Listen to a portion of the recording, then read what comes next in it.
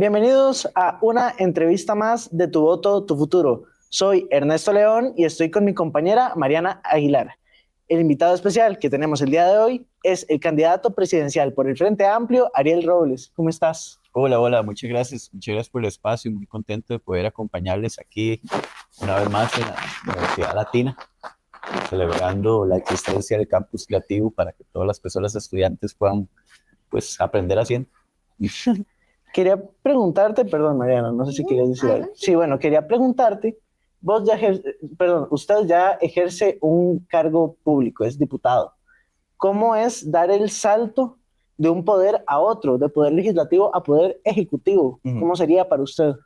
Sí, bueno, primero que creo que lo que nos da la experiencia de haber estado en la Asamblea Legislativa es como haber entendido que cuando uno quiere realmente generar cambios en nuestro país, se requiere una visión completamente del ejercicio del gobierno, porque la Asamblea Legislativa es un espacio en el cual usted va construyendo pequeñas transformaciones o resistiendo a pequeñas transformaciones, pero es un debate constante en el cual nada va a cambiar rápidamente, ¿verdad? Y es parte de la democracia costarricense que está muy bien hecha, ¿verdad? Está hecha como para que un loquito no pueda llegar a ser presidente y diga, mañana desbarato el Tribunal Supremo de Elecciones, mañana desbarato el Poder Judicial, mañana desbarato la Asamblea Legislativa, mañana desbarato el OIJ, mañana desbarato todo, y borró mi cuenta nueva, sino que está hecho para que podamos dialogarnos, hablarnos, encontrar negociaciones y podamos construir. Pero bueno, cuando uno está en asamblea se da cuenta como, mira, toda la Costa Rica por la que yo soñé trabajar, capaz que cuando llego a la asamblea me doy cuenta que lo que tengo que hacer es defender a Costa Rica en que nací, no necesariamente trabajar en la Costa Rica que soñé. Y eso es un esfuerzo que nos damos cuenta que se requiere más y para eso se requiere gobernar, ¿verdad? Y ese es el paso un poco que nos llevó a dar esta candidatura presidencial, un partido y un proyecto que es más que un partido, ¿verdad? Somos un movimiento que pretende decirse a la ciudadanía costarricense, mira, esta gente que viene de esta Costa Rica cree que es un buen momento, es un momento oportuno para que cambiemos y que caminemos por donde nosotros y nosotras pensamos. Y esa es la apuesta, digamos, en este proceso electoral. Bueno, Ariel, vamos a empezar propiamente en la materia de preguntas, empezando por el tema de educación. Ok. Entonces, su plan de gobierno insiste en alcanzar el 8% del Producto Interno Bruto, subiendo un 0,38% por año. Entonces, ¿cómo usted propone que este 8% se ejecute eficientemente y no quede atado por la regla fiscal? Sí, bueno, hay primera cosa que nosotros nos gustaría plantear. La regla fiscal, que cuando usted habla de economía, o las reglas fiscales no se crean en cuando hay una crisis económica, porque son medidas que pueden ser procíclicas. ¿Qué quiero decir esto? Que cuando algo está mal, lo incentiva para que esté peor, ¿verdad? Entonces, si nosotros tenemos un problema en educación y en medio de una crisis ponemos una regla fiscal que es procíclica, muy posiblemente va a incrementar los impactos en la educación cuando usted no pueda ejecutar recursos para atender los problemas que tiene. Entonces nosotros, en nuestro caso, nunca estuvimos de acuerdo con la regla fiscal. Nosotros y nosotras, de hecho, creemos que la educación no debe estar amarrada a una regla fiscal porque es amarrar el futuro de Costa Rica. Pero aún así, no todavía partiendo del margen, del límite que pone la regla fiscal, porque la regla fiscal lo que es como un tope, y el tope dice, de aquí para arriba usted ya no puede gastar más plata en esta institución de gobierno o en esta entidad pública, y entonces ese tope muchas veces a lo largo de los años, tanto el gobierno de Carlos Alvarado como el gobierno de Rodrigo Chávez, que en lo económico son finalmente lo mismo, unos más respetuosos, otros pegan gritos, pero en lo económico son exactamente iguales. Ese tope que tenía la regla fiscal, mucho incluso recortaron por debajo del tope, o sea, ni siquiera llegaron al tope de la regla fiscal. La propuesta de un aumento del 0,38% de presupuesto extra para educación incluso va a estar en los límites del tope de la regla fiscal. Nosotros igual creemos que el compromiso debe existir más allá de la regla y que ese 0,38% nos va a servir para varias cosas, pero en puntual vamos a poder brindar 60,000 becas a estudiantes con necesidades socioeconómicas, vamos a poder atender al menos 100 órdenes sanitarias anuales. Ustedes saben que ahorita se están cayendo las instituciones, le están cayendo encima a los chicos y chicas las instituciones. Tenemos un Ministerio de Educación más preocupado por la pintura del cabello de las chicas en las instituciones, que la pintura de los colegios que se está cayendo. Y bueno, creemos que se pueden atender al menos 100 órdenes sanitarias por año. Y también pensamos que con este modelo vamos a poder universalizar la alimentación que se brinda en los centros educativos y también brindar un servicio de transporte público, porque bueno, un estudiante o una persona estudiante con hambre no tiene posibilidades de aprender. Entonces, realmente hay que invertir plata en educación y es así que Costa Rica ha surgido adelante como un modelo en cual la inversión en educación pues logra posicionarse a nivel internacional como uno de los países con una capacidad más idónea y con una mano de obra calificada, que es la que lo hace distinguirse ante el mundo. Bueno, y en esa misma línea, ¿cuáles son las medidas que van a tomar para garantizar que el FODESAF reciba los fondos necesarios para poder universalizar el programa Avancemos? Sí, bueno, esa es una pregunta que interesante porque muchas veces en la mayoría de espacios en los que he participado no profundizan sobre los fondos de programas sociales tan importantes como lo de FODESAF, ¿verdad? Y bueno, aquí hay un elemento clave. Recordemos que es gracias a un recurso de amparo que presentamos desde el Frente Amplio, que se obligó por medio de la Sala Constitucional al gobierno de turno, al Ministerio de Hacienda, a girar los recursos que debía darle a FODESAF. ¿Por qué? Porque a pesar de que se estaban aprobando los recursos, el gobierno simplemente agarraba y engavetaba la plata, las becas de Avancemos, y entonces no otorgaba sus recursos a la gente, aunque se estuviesen necesitando. Gracias a un recurso de amparo presentado por nuestra parte, fue que se obligó a que Hacienda dijese, bueno, ya no me queda otra que hacer caso, tengo que girar los recursos a el fondo de becas.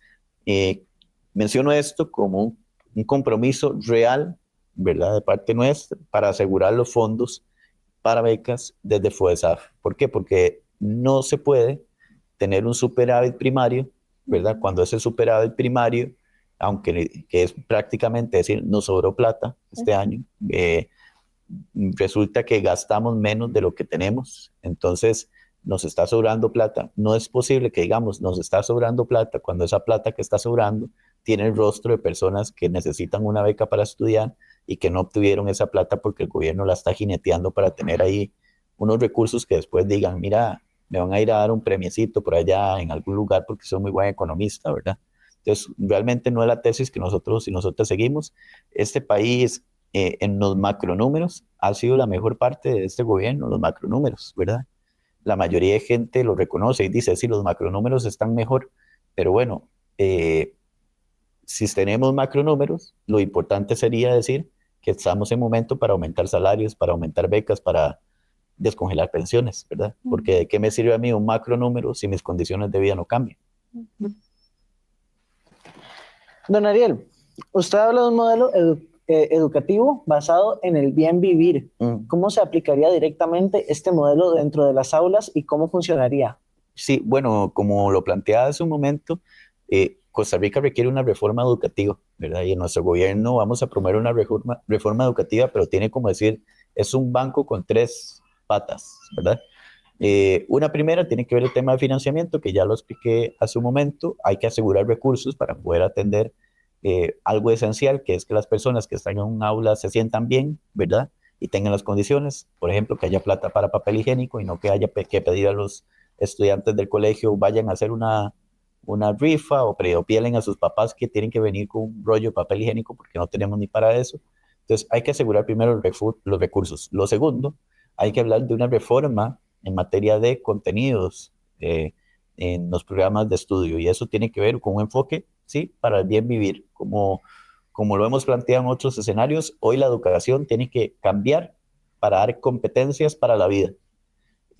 Voy a citar un ejemplo. La mayoría de estudios sobre empresas que buscan contrataciones requieren de las personas lo siguiente: entre los máximos puntos calificados, pensamiento crítico y creativo, resolución de problemas. ¿Qué quiere decir esto? Que la persona le pongan un conflicto donde está trabajando y que en lugar de irse a ver qué hace o preguntarle a ChatGPT, bueno, capaz que puede hacerlo también, pero asegurarse de que yo tengo la capacidad de intentar alternativas para resolver el problema que estoy enfrentando. Toma de decisiones, otro elemento, liderazgo, trabajo en equipo. Todas estas son competencias absolutamente enseñables para la vida que pueden realmente cambiar la perspectiva del enfoque educativo que tenemos. Un segundo elemento de la reforma en términos conceptuales que queremos y de programas a nivel educativo es el tema de cómo abordar un enfoque de derechos humanos. Es importantísimo el respeto que podamos tener las personas, por eso la juventud hoy es una juventud en amplios términos muy capaz de reconocernos otros a otros con muchísimo respeto. Tuvimos programas de estudios sobre afectividad y sexualidad y, por ejemplo, protocolos anti-bullying que estaban siendo atendidos, digamos, dentro del sistema educativo. Nosotros creemos que hay que recuperarlos, ¿verdad? Que hay que replantearlos, actualizarles, pero nunca derogarles o eliminarlos del programa de estudio, porque es en ese espacio donde aprendemos a convivir en sociedad, ¿verdad? Y una sociedad respetuosa, una sociedad que entiende que somos diferentes, sin lugar a dudas va a ser una sociedad menos violenta y una sociedad menos insegura. Entonces nosotros creemos que hay que hacer esos cambios y finalmente también la parte programática, creemos que hay que hacer una reforma puntual para que los programas se actualicen. Hay programas del 2017 donde no se entendía nada sobre inteligencia artificial o, por ejemplo, no habíamos vivido la pandemia, ¿verdad? Y todavía están con esos programas de estudios aprendiendo. Hay algunos del 2007, o sea, son realmente descontextualizados conforme al reto de sociedad que tenemos hoy. Hay que actualizarlos todos. Y una tercera pata del banco, ¿verdad? Que no voy a profundizar, pero sí mencionar, es todo el tema de acompañamiento al rol docente, ¿verdad? Porque una reforma educativa de las características que queremos tiene que tener el elemento primero de darle las condiciones a los estudiantes para que puedan recibir clases bien, hacer una modificación en materia de contenidos para que esos contenidos puedan llegar a las personas de la forma más idónea y más acorde a las necesidades del siglo XXI. Y un tercer elemento es cómo atendemos la situación de crisis que están viviendo también en materia de docencia y el ejercicio docente dentro del espacio educativo. ¿Con qué indicadores o medidores usted se cercioraría que este modelo está siendo efectivo dentro de las aulas? Lo primero que creemos que hay que retomar es el tema de las evaluaciones desde la perspectiva de evaluación del sistema, no evaluación al estudiante. ¿Qué quiero decir con esto? Muchísimo se ha hablado de las pruebas estandarizadas, que son pruebas estandarizadas enfocadas estrictamente en el estudiante, ¿verdad? Entonces, si el estudiante, son pruebas que realmente deben existir para medir el sistema, para medir si el sistema, los contenidos están bien, los programas de estudio están funcionando, la calidad de los contenidos educativos que se enseñan en la GAM son los mismos que se enseñan en la zona rural. Hay una brecha de género en materia del enfoque educativo, qué impactos tiene. O sea, eso es lo que mide un examen estandarizado. Eso es lo que debería medir y para eso debería tenerse. Eso nunca debe ir en perjuicio del estudiante, ¿verdad? Por eso los exámenes estandarizados no deberían estar amarrados a si usted pasa o no el colegio, ¿verdad? Deberían estar amarrados a una realización para saber qué es lo que está pasando dentro del centro educativo.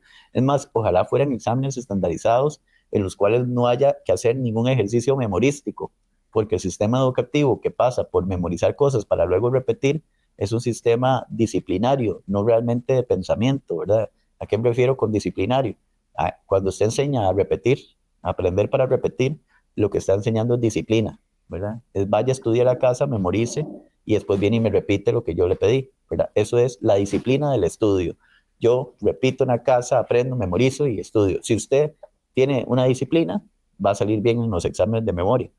Pero lo que nosotros debemos evaluar desde el sistema educativo no es el ejercicio de la memoria, es el ejercicio del conocimiento. Y para eso se requieren una verificación como medida claramente establecida, como lo hacen la mayoría de sistemas educativos del mundo, de una revisión total del sistema, ¿verdad? Y para eso existen pruebas ya establecidas, más allá de lo que digan las pruebas PISA, ¿verdad? La cual es... Nosotros en lo único que ganamos es en que somos el país con más bullying del mundo, ¿verdad? Entonces, realmente pruebas estandarizadas con la finalidad de revisar contenidos y evaluar el sistema y no evaluar estudiantes, que los estudiantes nada más tengan el requisito de hacerlas, pero independientemente de su nota, graduarse y salir adelante, son necesarias para poder comprobar cuáles son los contenidos y cómo va el avance educativo. Usted propone defender la autonomía universitaria, pero al mismo tiempo propone reformar el FES. ¿Qué cambios concretos haría usted en el FES? Bueno, lo que hemos planteado es, primero, una reforma necesaria de aplicar es la negociación quinquenal. Actualmente, gracias al gobierno del Partido de Acción Ciudadana, se hace una negociación anual y se volvió costumbre. Desde nuestra perspectiva, eso va en contra de la Constitución. No está bien negociar el FES cada año porque lo que hace usted es empujar a que las universidades protesten cada año para ver cuáles son los recursos que tienen o estén en una tensión para ver cuántos recursos va a tener el siguiente periodo. Y nosotros pensamos que la negociación debe ser quinquenal. Esa es una negociación importante. Y después, desde el marco del diálogo, ¿verdad? Con muchísimo respeto, no entre en un trajín ahí de conflicto como lo hemos visto últimamente.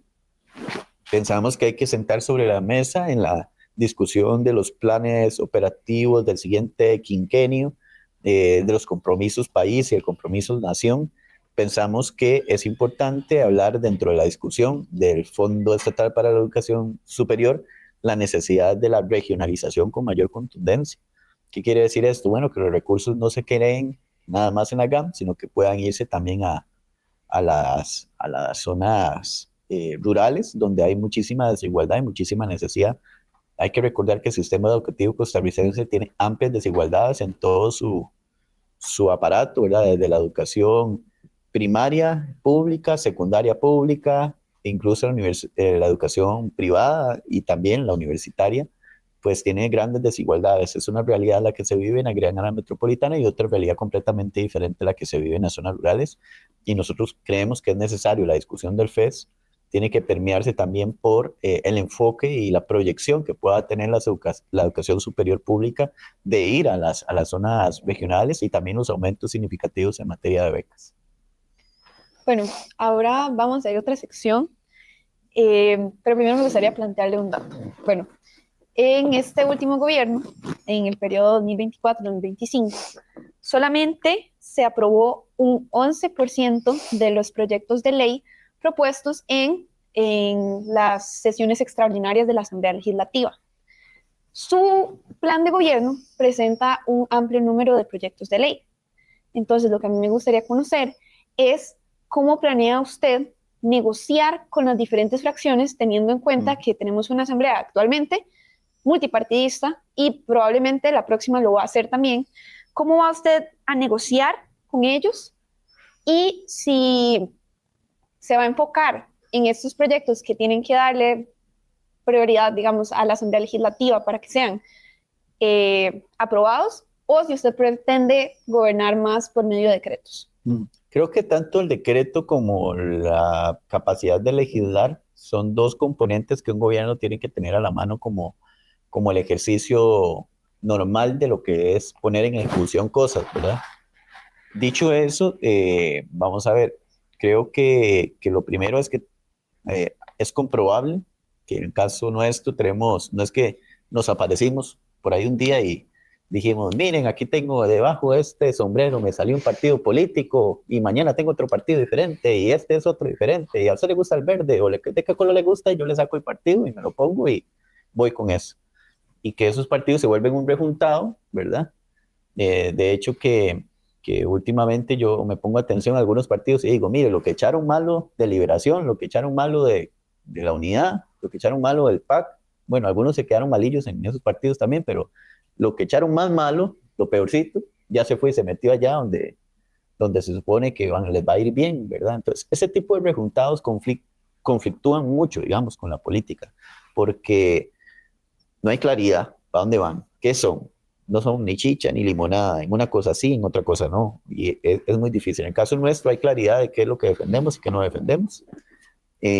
Tenemos 21 años, ya somos como partido mayor de edad. Y si algo puede demostrarse a lo largo de la historia es que a pesar de que hemos tenido fracciones pequeñas, siempre han sido fracciones altamente productivas. Voy a citar algunos ejemplos solo desde el despacho. Nosotros logramos aprobar que el cobro electrónico sea un requisito para renovar las concesiones en los buses, a pesar de que los grandes autobuseros obviamente reniegan y no querían que los cobros electrónicos existan, porque esa es una forma de fiscalizar las tarifas. Pero lo aprobamos. Aprobamos que la riqueza atunera pueda ser tomada en nuestro país por embarcaciones de características locales, que los grandes barcos atuneros que se llevaban el atún de Costa Rica salgan de el mar por 80 millas para darles espacio a barcos más pequeños costarricenses de pescar esa riqueza. Aprobamos que los delitos por corrupción no prescriban en 10 años, sino que prescriban en 30 años. Entonces, así un vivillo no puede llegar y robarse algo y irse 10 años del país y después volver. No pasó nada. Aquí vengo de nuevo, ¿verdad? A ver si me eligen para algo. Entonces, logramos aprobar, por ejemplo, también esta legislación, que las mujeres en caso de violencia puedan optar por un bono, ¿verdad? Para que puedan ser sacadas del círculo de violencia, porque muchísimas mujeres tienen que vivir en un círculo de violencia en el cual arriesgan sus vidas porque no tienen capacidad para poderse salir de su hogar en el que están sufriendo agresiones. Y estas son iniciativas que logramos aprobar siendo una fracción de 6 diputaciones gracias al diálogo. Y todos estos proyectos, algunos que presenté yo de primera mano o que presentó la fracción, todos los aprobó también Pilar Cisneros, para que ustedes entiendan. O sea, ciertamente había una dificultad que podríamos tener en diferencias políticas, pero en nuestro caso sí tenemos claro que el diálogo es fundamental, que usted puede ceder en discusiones, que puede plantear un punto medio, que entendemos la política de que no es todo por el todo, sino que hay que encontrarnos y que ese es el estilo costarricense y es la forma en que vamos a gobernar. Por eso, además, colocamos como candidato a diputado en el primer lugar por San José a José María Villalta, que es el diputado que 2 veces siendo diputado unipersonal ha sido el diputado con mayor cantidad de proyectos aprobados como persona, ¿verdad? Y que ha demostrado que tiene una capacidad para dialogar, porque la jefatura de una fracción y para el caso nuestro, una fracción oficialista debería tener a alguien que sea capaz de negociar y conocer el enjambre de lo que representa la Asamblea Legislativa para poder lograr cosas. Pero entonces usted considera que sí es viable gobernar con base en tantos proyectos de ley, depender tanto de la Asamblea. Y yo creo que sí. Bueno, para los demócratas siempre debería ser viable. Si usted es un autoritario y quiere ejercer una dictadura, le va a decir que no es viable. Le va a decir que, no, la Asamblea, no, mejor que fuera una de un solo partido. Pero bueno, vaya, busquen las asambleas del mundo que son de un solo partido.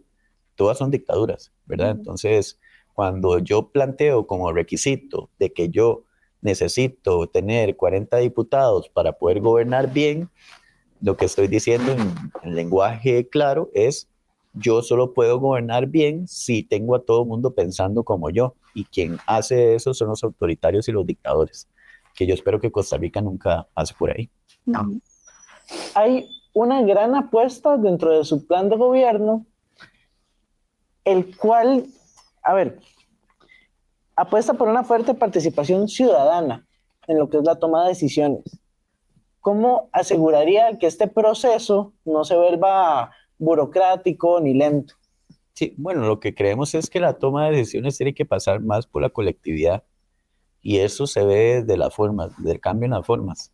En nuestro caso todos los gobiernos que hemos tenido han sido gobiernos que plantean un ejercicio para sus amigos, ¿verdad? Los gobiernos de Liberación así fueron, los gobiernos del PAC así fueron, ¿verdad? Es decir, el gobierno de Carlos Alvarado, por ejemplo, tenía sentado sobre la mesa ahí a Garnier, que era un señor que viene del sector inmobiliario costarricense y que, bueno, fue favorecido, por eso tenemos tantos problemas como los de gentrificación y todo esto, porque, bueno, para favorecer a ese sector del cual pertenece el señor, que es un señor con mucho dinero, tomaron decisiones que les impulsaban su agenda, ¿verdad? Y que han permitido el brote de la gentrificación por todo lado.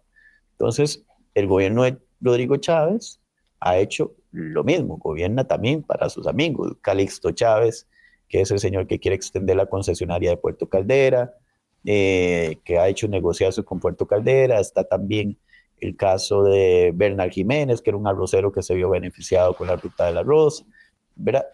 Los gobiernos siempre hacen un ejercicio para sus amigos. ¿Qué creemos nosotros? Que nuestro gobierno tiene que ser para los agricultores, para los indígenas, para la gente joven que está harta de no encontrar una alternativa en el futuro, que se le hace demasiado difícil encontrar un trabajo digno, para la gente joven que quiere soñar con tener una casa, para la gente joven que sabe lo que significa haber sacado un préstamo en CONAPE para poder estudiar porque no tuvo la oportunidad de entrar a la universidad pública, porque la universidad pública cada vez es más restrictiva, y resulta que se fue para la universidad privada y le cobran hasta por respirar dentro de la universidad los aumentos de créditos y aumentos de créditos. Entonces, eso tiene que tener un freno. O sea, hay que gobernar para cambiar ese tipo de cosas y hay que hacerlo porque la gente ya no da más, ¿sí? La gente no puede más. Entonces, nuestro gobierno quiere tener una alta participación en lugar de amigotas que financian campañas de todos estos colectivos que les acabo de hablar para que puedan incidir en la toma de decisiones. Y nunca va a ser burocrático poder sumar voces que escuchen, que revisen y que fiscalicen lo que se está haciendo en un gobierno. Y para eso ya hay formas de gobierno abierto, de participación ciudadana, bueno, que desde, por ejemplo, los diseños presupuestarios en muchas instituciones, hay instituciones que ya lo implementan, que son los presupuestos participativos, para que la gente de las organizaciones sociales pueda incidir en para dónde, perdón, se orientan recursos o no. Y a nosotros nos parece que ese es un camino que debemos seguir y que la casa presidencial la vamos a tener abierta siempre para estos sectores. No para amigotes que financiaron una campaña, que son el 0.01% de la población costarricense, sino para esa restante población de nuestro país, que es la que está abajo y soportando las decisiones que se han tomado por los políticos de turno del último tiempo. ¿Cómo sería esta participación ciudadana? ¿Cómo se daría? ¿Por concesiones? ¿Por referéndums? ¿Cómo sería el protocolo? Nosotros nunca hemos tenido temor a la consulta popular, ¿verdad? Creemos que eso sí tiene que ser bien hecha, ¿verdad? Y no en casos de ilógicos en los cuales por un momento se vuelven más titulares que otra cosa, ¿verdad? La figura de un referéndum tiene que ser utilizada como consulta popular, por supuesto que sí, siempre en el marco de aquellos temas en los cuales la Constitución considera que es viable hacerlos, y ya la Constitución estableció qué medidas se pueden tomar y cómo se puede hacer, y nosotros nunca hemos tenido problema en que ese tipo de figuras sean utilizadas. Cualquier figura de consulta popular, siempre hemos estado de acuerdo, pero que se realice dentro del marco, y es lo que fomentaríamos dentro del marco de lo constitucional y de lo jurídicamente posible. ¿Cómo se tomarían decisiones de este tipo cuando se trate de decisiones rápidas?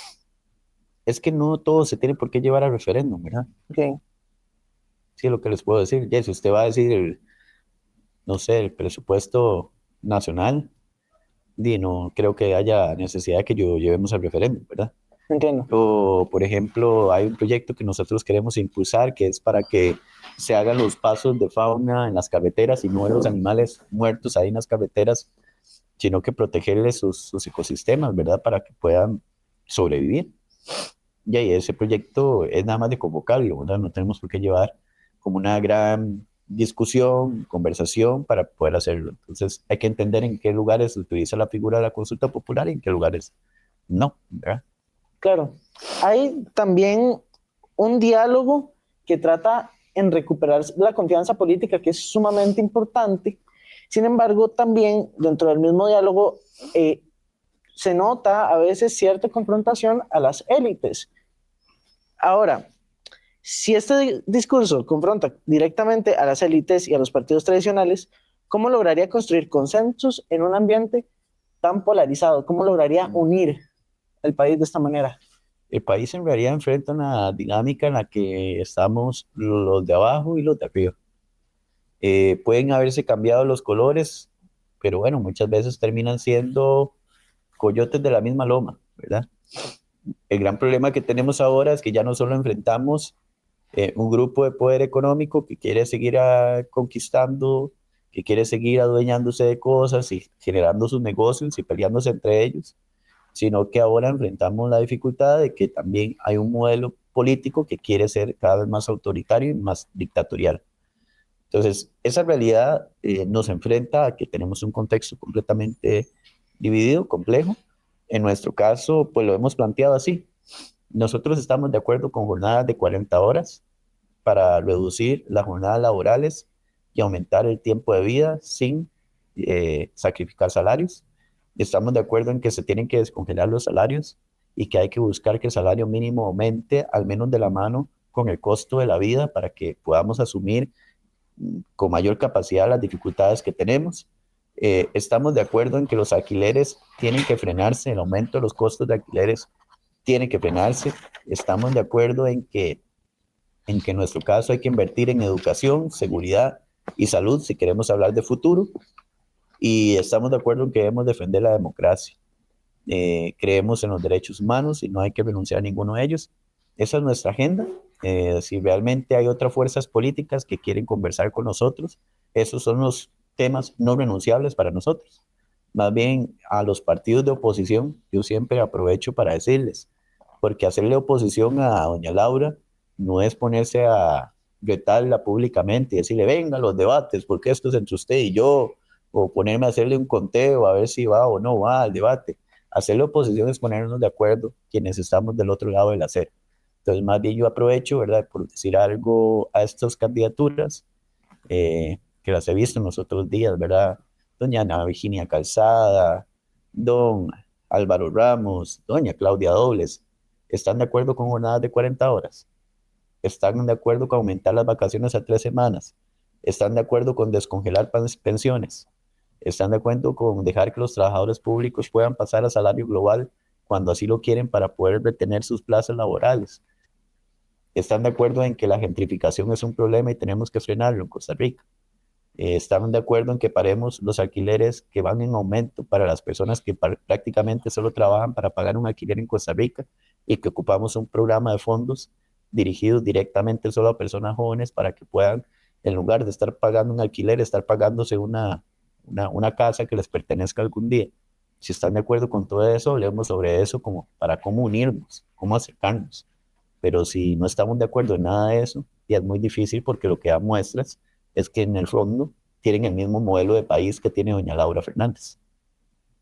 Bueno, don Ariel, pasando al tema de seguridad. Su plan de gobierno tiene un enfoque en la prevención y en la protección de los derechos humanos y ataca la causa del problema. Y me parece que es una buena solución a largo plazo. Pero, ¿qué medidas concretas tiene para atacar ese problema ya? Si usted entrara al gobierno, ¿cuáles serían las primeras medidas que tomaría para frenar esta crisis de inseguridad que estamos viviendo en Costa Rica? A los primeros que hay que meter a la cárcel son a los líderes del narco, y esos son políticos. Esos son políticos, esos son grandes poderosos, esos son los que en la cárcel andan huyéndole toda la vida. Cuando ven uno un político en la cárcel, cuando ve uno un gran millonario en la cárcel, que son los que lavan el dinero, pocas veces a todos esos les dan casa por cárcel, ¿verdad? Entonces nosotros creemos, nada hacemos con agarrar, porque esto es una cadena del crimen organizado. Aquí hay una cabeza y aquí está todo el resto que son los mandaderos.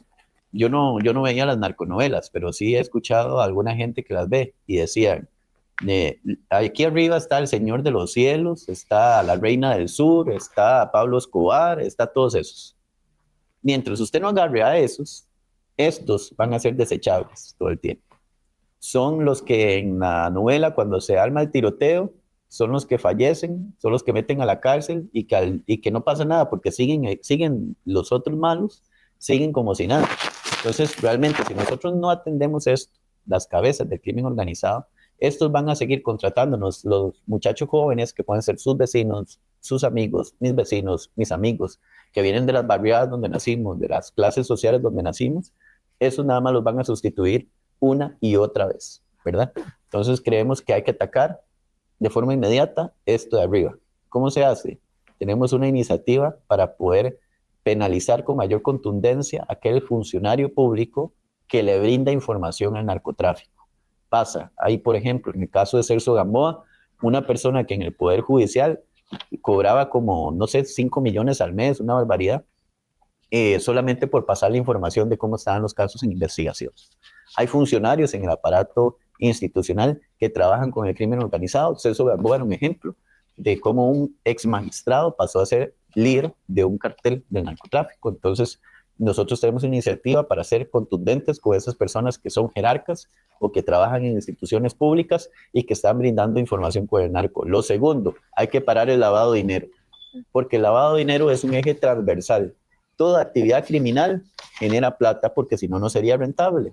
¿Para qué alguien va a vender drogas o para qué alguien va a pasar va a pasar, no sé, materia o servicios que son ilegales, si no es para generar plata, ¿verdad? Se generan plata con las mercancías ilegales, con el narcotráfico, con el sicariato, y el eje transversal es el lavado de dinero.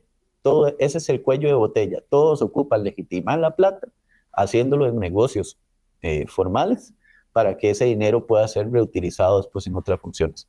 Nosotros creemos que hay que detener el lavado de dinero, especialmente en un tema que se llaman capitales emergentes, es como lo ha hecho la mayoría de países.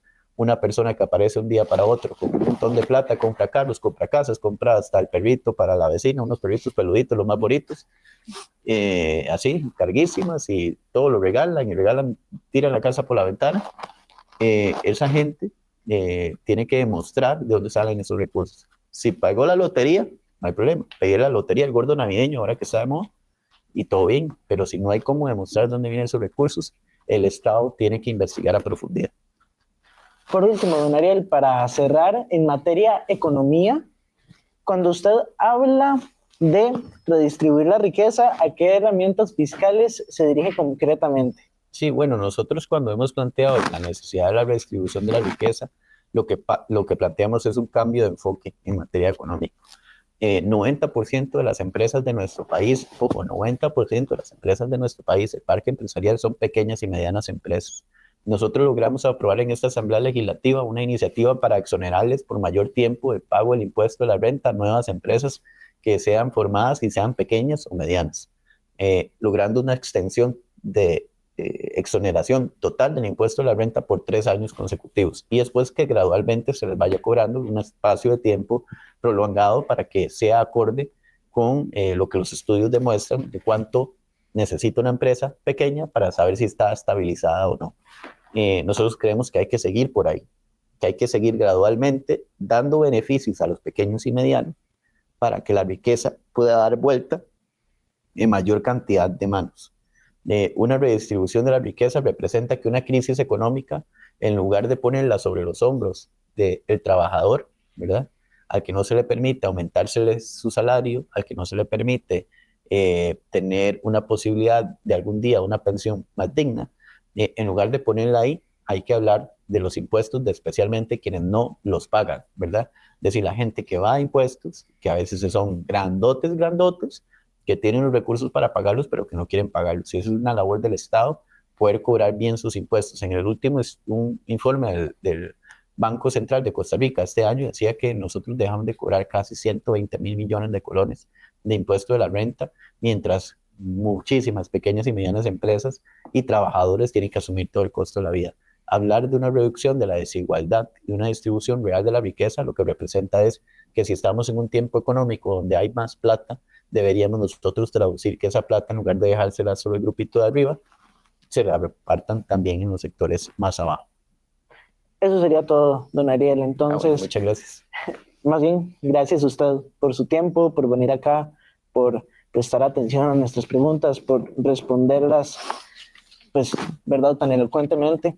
Entonces, eso sería todo. Mariana, no sé si quieres Muchas decir algo. gracias por el tiempo y el espacio, Muriel. Es un placer hablar con usted. Y bueno, muchas gracias por acompañarnos en una edición más de Tu Voto, Tu Futuro. Nos vemos. Gracias.